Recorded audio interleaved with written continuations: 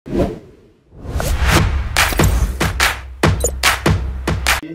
वालेकुम। क्या हाल चाल है? उम्मीद करते हैं कि आप खैरियत से होंगे। दुआ है कि आप हमेशा खुश रहें, हंसते और मुस्कुराते रहें और इसी तरह में अपना प्यार दिखाते रहें। बिल्कुल जी, मेरा नाम मौसम है। मैं तारक महमूद। मैं मोहम्मद यूसुफ। तो आज हम जिस वीडियो पे रिएक्ट करने जा रहे हैं, वीडियो का टाइटल है China defence India over wheat exports, don't blame India says China state media. Video देखते हैं और अपना रिव्यू पर देंगे। तो वो इंडिया ने बोला था ना कि वीट एक्सपोर्ट नहीं करेंगे, तो बाहर की कंट्री ने काफी बोला था। अच्छा, तो चाइना ने भी डिफेंड किया इंडिया को। देखते हैं वीडियो और अपना रिव्यू कर देंगे। कौन करते हैं?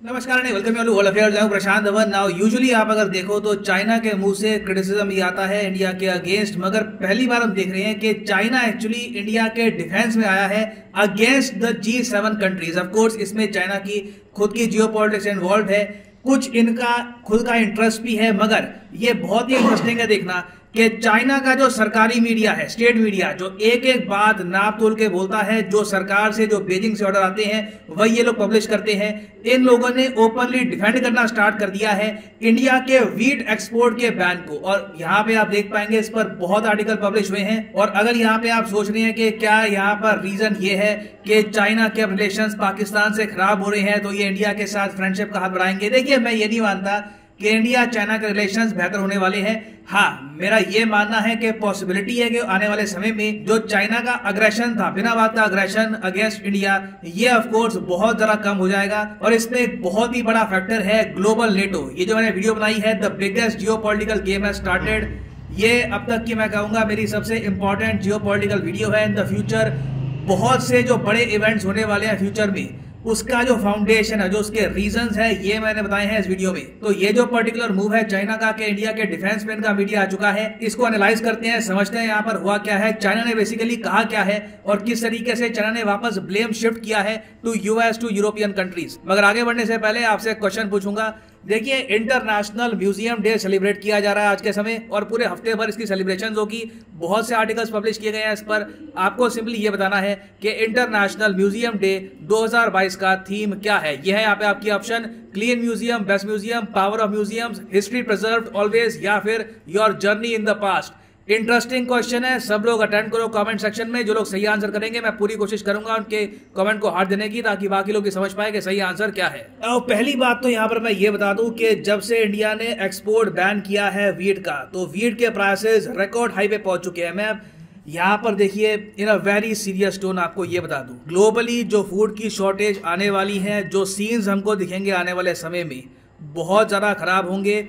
मैंने अपनी पूरी लाइफ में ऐसी कोई चीज़ नहीं देखी। गेहूं के प्राइसेस इस हद तक बढ़ जाएंगे, ये किसी को उम्मीद थी नहीं। और डेफिनेटली इंडिया में जो हीट वेव चली है, इसका इम्पैक्ट पूरी दुनिया में महसूस किया जाएगा। नाउ एक बार के लिए मैं चाहता हूं जो वीट प्राइसेस का हिस्टोरिकल चार्ट है ये आप देखिए, इससे आप समझ पाएंगे कि मैं क्यों कह रहा हूं कि मैंने आज से पहले ऐसा कभी भी नहीं देखा। अब यहाँ पर आप देख पाओगे, ये मैं आपको दिखा रहा हूँ वीट प्राइसेस का चार्ट फॉर 27 ईयर्स। अगर मैं 25 साल का आपको अगर चार्ट दिखाऊं तो आपको कुछ ऐसा दिखेगा। रिमार्केबल है, we have never seen anything like this. जब 2008 में जब फाइनेंशियल क्रैश हुआ था, जब लीमन ब्रदर्स कोलैप्स कर गए थे, लग रहा था कि एक बार को दुनिया में बड़ी बड़ी इकोनॉमीज कोलैप्स कर जाएगी, तब भी वीट प्राइसेस उस लेवल पर नहीं पहुंचे थे जो आज के समय पहुंच चुके हैं। और अभी भी लग रहा है कि ये नए लेवल्स इन द फ्यूचर छूता रहेगा। आज के समय आप अगर देखो तो पर बुशेल वीट का प्राइस है $1247।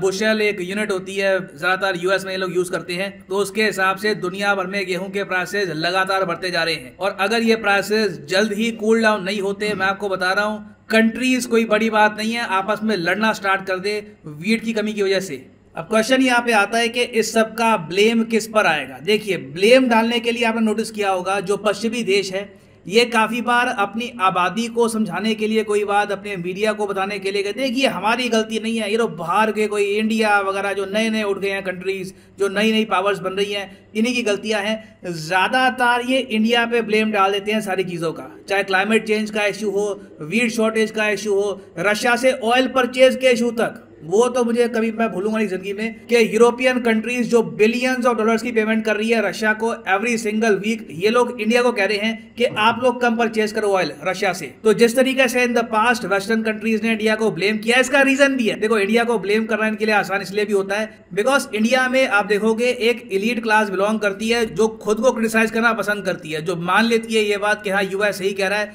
गलती हमारी होगी। ये मैं कहूंगा अनफॉर्चुनेट बात है हमारे यहाँ कि कंट्री को डिफेंड करने वाले एलीट क्लास में कम आपको मिलेंगे। हाँ जी, इंडिया की गलती है, ये बात इको करने वाले ज्यादा लोग मिलेंगे आपको। तो खैर, इंडिया के डिफेंस में इस बार चाइना कूद पड़ा है।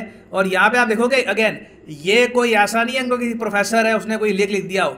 ग्लोबल टाइम्स का एक स्पेशल इनका सेगमेंट आता है, ग्लोबल टाइम्स वॉइस, जहां पर as a team, as a unit ये लोग बोलते हैं। तो ये जो चीजें यहाँ पर बोलते हैं ना, लिटरली बेजिंग से फरमान आता है कि ये आपको बातें लिखनी है, ये लिख दो। तो इन लोगों ने यहाँ पर कहा है कि जो G7 कंट्रीज ने आलोचना करी है भारत, इससे फूड शॉर्टेज रिजॉल्व नहीं होने वाली। और आगे ये लोग यहाँ पर ये भी लिखते हैं कि जो रियल रीजन है फूड शॉर्टेज का, वो तो बिल्कुल रशिया यूक्रेन वॉर तो है ही, मगर साथ ही साथ यूएसए जो अपने आप में फूड का, वीट का इन पर्टिकुलर एक बहुत ही बड़ा एक्सपोर्टर था, उसने खुद भी आप अगर देखो तो ज्यादा वीट एक्सपोर्ट नहीं किया है। यहाँ पे आप देख पाओगे, for instance the US department of agriculture in April reduced its estimates for US exports of wheat for the year 2021-22 to 785 million bushels. Bushel जैसे मैंने आपको बताया था अमेरिका में यूनिट होता है, इसके हिसाब से ग्रेन को तोलते हैं। तो ये लोएस्ट लेवल है पिछले 7-8 सालों में। यूएसए में खुद वीट की जो प्रोडक्शन है कम हो रही है, क्योंकि देखो हीट वेव सिर्फ इंडिया में नहीं आ रही, वहां पर भी आप अगर देखो टेम्परेचर बहुत ज्यादा है,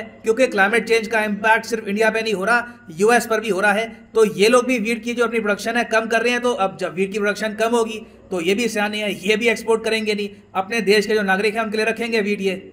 और काफी हद तक सेम कहानी आपको मिलेगी यूरोपियन यूनियन, ऑस्ट्रेलिया, बाकी देशों में भी।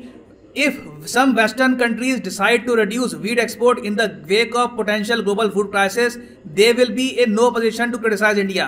क्योंकि जो इंडिया कर रहा है वही सब ये लोग भी कर रहे हैं, मगर ब्लेम इंडिया पे डाल रहे हैं पहले, क्योंकि देखिए इन कंट्रीज के लिए बहुत ज्यादा इंपॉर्टेंट है मॉरली हाई ग्राउंड रखना। ये लोग अपनी जनता को, अपने मीडिया को ये बताकर रखते हैं कि हम लोग हमेशा अच्छा काम करते हैं, we are the global good, हमसे कभी कोई गलती नहीं हुई, हम कोई पाप करते नहीं है, अगर कोई गलती हुई भी है तो ये जो बाहर के देश हैं जो हमसे अलग हैं यही गलती कर रहे होंगे। तो आगे चाइना का स्टेट मीडिया ये कहता है कि इंडिया को ब्लेम करने से फूड शॉर्टेज सॉल्व नहीं होने वाली।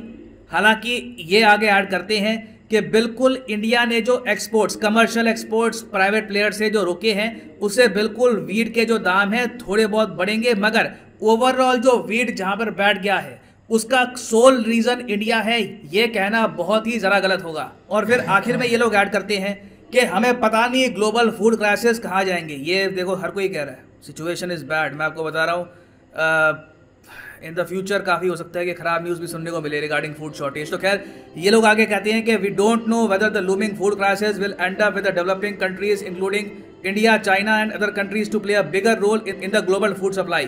तो ये लोग यहाँ पर कह रहे हैं कि G7 कंट्रीज को इंडिया, चाइना के साथ मिलकर काम करना चाहिए ताकि ग्लोबल फूड सप्लाई की जो प्रॉब्लम्स हैं हम लोग रिजॉल्व कर पाएं। यहाँ पर भारत या फिर भारत जैसे और जो डेवलपिंग कंट्रीज हैं इनके क्रिटिसिज्म से कुछ होगा नहीं। तो देखिए चाइना का यहाँ पर ये सब करने का एक बहुत ही बड़ा रीजन ये है कि अभी देखो इंडिया जो भी वीट एक्सपोर्ट कर रहा है ये हम कर रहे हैं केस टू केस बेसिस पर। वेरियस कंट्रीज की जो गवर्नमेंट है ये खुद बात कर रही है गवर्नमेंट से, और फिर गवर्नमेंट सेल कर रही है वीट। और इसमें बताया जा रहा है कि 9 कंट्रीज ऑलरेडी बातचीत कर रही है भारत सरकार से, और गवर्नमेंट टू गवर्नमेंट शिपमेंट्स हम वहां पर भेजेंगे। कोई बड़ी बात नहीं है कि कुछ महीनों बाद चाइना भी इस लिस्ट में शामिल हो जाए, चाइना भी यहाँ पर इंडिया से वीट इम्पोर्ट कर रहा हो।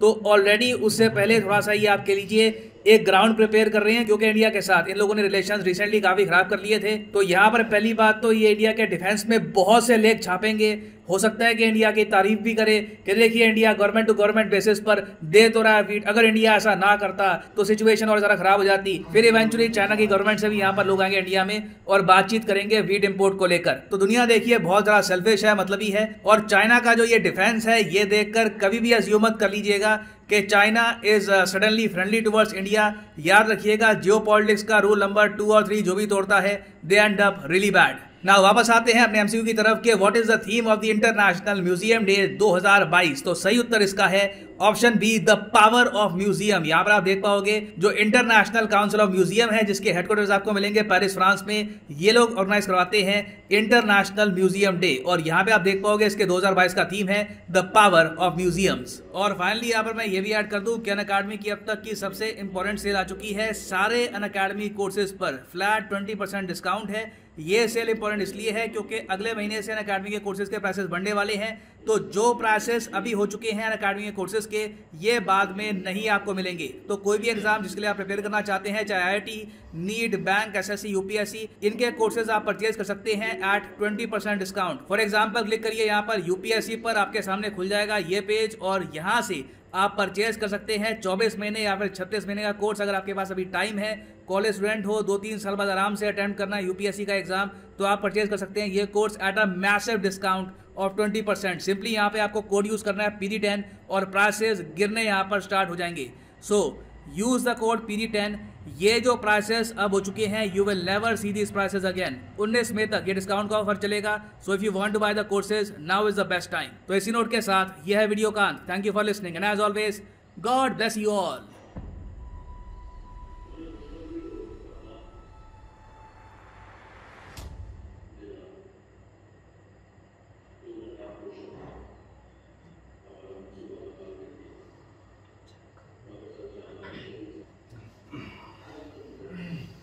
चलें, ये वीडियो ख़त्म हो गई। और जो भी कंट्री है आज देखा जाए तो वो अगर किसी कंट्री की सपोर्ट करता है तो वो सबसे पहले अपना फ़ायदा देखता है।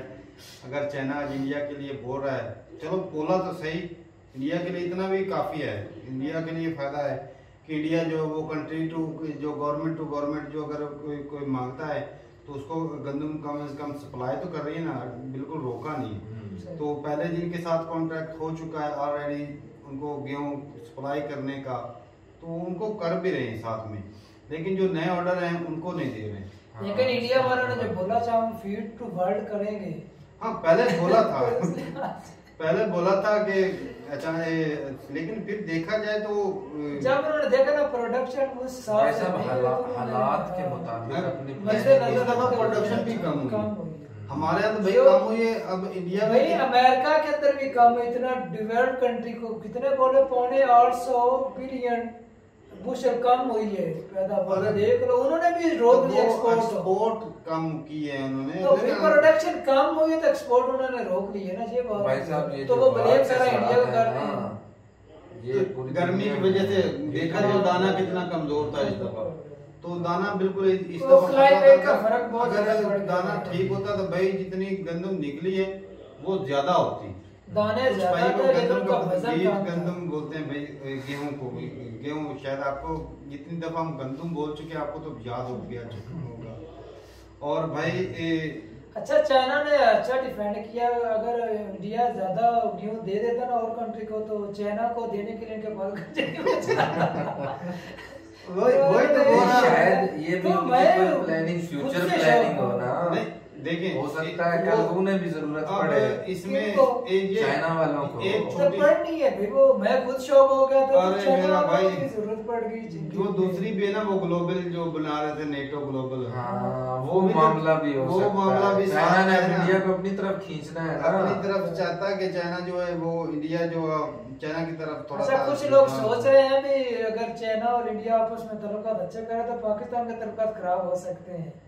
पाकिस्तान खराब हो रहे हैं, पाकिस्तान की तो वाट लगेगी अगर इंडिया, लेकिन इंडिया चाइना के ताल्लुकात वो बैड वाली कंट्रियां नहीं चाहेंगी सही हो, कुछ हद तक ठीक हो सकते हैं। हाँ अमेरिका भी नहीं चाहेगा कि इंडिया और चाइना के ताल्लुकात ज्यादा अच्छे हों, क्योंकि अमेरिका को हजम ही नहीं होगी। एशिया का अंदर पावर रखने के लिए अमेरिका अच्छा ही नहीं इंडिया का साथ है, लेकिन इनके ताल्लुकात अच्छे हो भी नहीं सकते मौजूद, क्योंकि आज का जो लड़ाई है वो है इकोनॉमी की लड़ाई। और चाइना यूं ही ख्याली पुलाव जो है, अमेरिका और चाइना की क्या लड़ाई है? ना तो बॉर्डर साथ में मिलता है, ना कोई पानी का मसला, ना किसी चीज का मसला। वो किधर बैठा है, ये किधर बैठा है, इनकी लड़ाई किस लिए? इकोनॉमी की लड़ाई।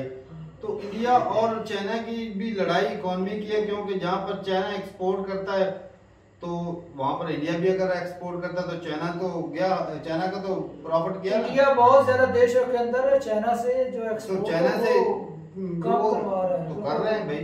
हाँ। चाइना इंडिया क्वालिटी भी देता है और क्वांटिटी भी देता है, तो जब क्वांटिटी और क्वालिटी अच्छी हो तो और प्राइसेस भी लो हर कंट्री चाहता है कि हमें सस्ती और पायेदार चीज मिले।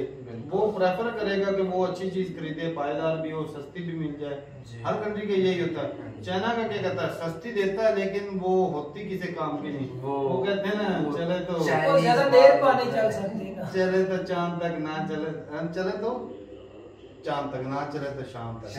हाँ, इस तरह का कोई डायलॉग है। और अब देखते हैं कि भाई इंडिया जो है वो किस तरफ उसका झुकाव होता है, जो ये ग्लोबल नेटो बनने जा रहा है। अच्छा तारक भाई, मैं पिछले दिनों पढ़ रहा था मोबाइल से, वो कह रहे थे पाकिस्तान के अंदर जो है प्रोडक्शन कम हुई है, तो पाकिस्तान को तकरीबन 30 लाख टन जो है ना गेहूं खरीदना पड़ेगा।